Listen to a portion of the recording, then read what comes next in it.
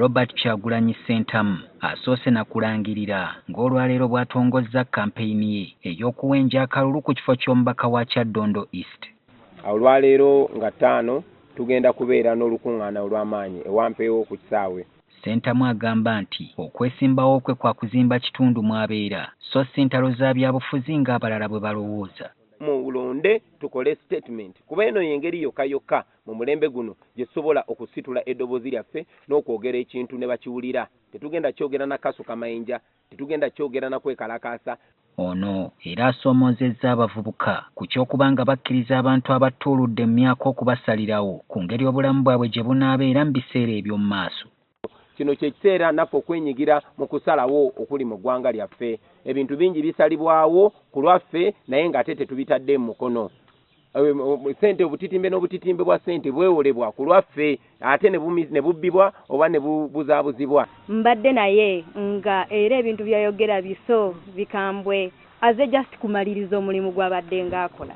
Oluvudde awo awerekeddwako abawagizi be ne batandika okuyisa ebivvulu mu kitundu.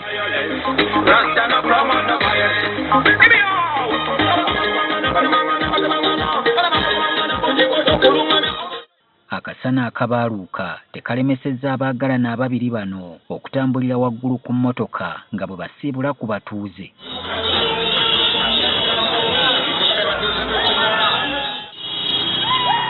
Abawagizi bakoze effujjo eritenkanika nga kw'otadde n'abavubuka bano ababadde batambulira ku lukululana.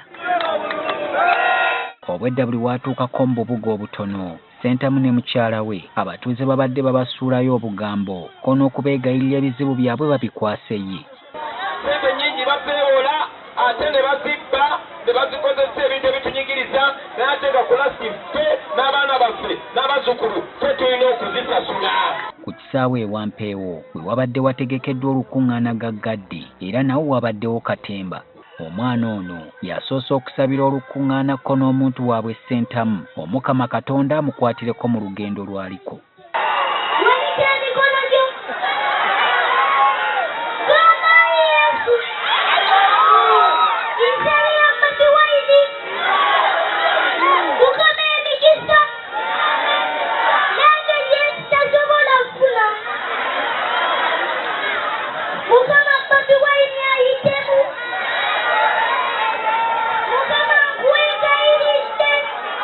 Ensaba ye eyeefaanaanyirizaako ey'omusumba omu enyamaaliriza bangi. Abayimbi babaddewo mu bungi nga n'ow'Ennindi asena.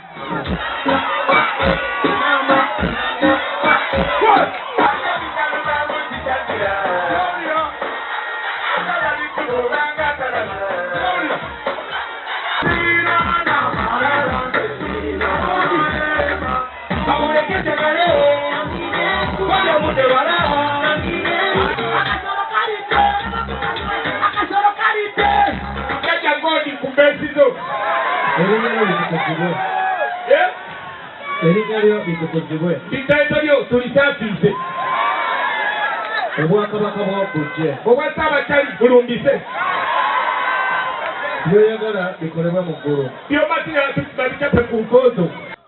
Solomon Kaweesa, NTV Akawungeezi.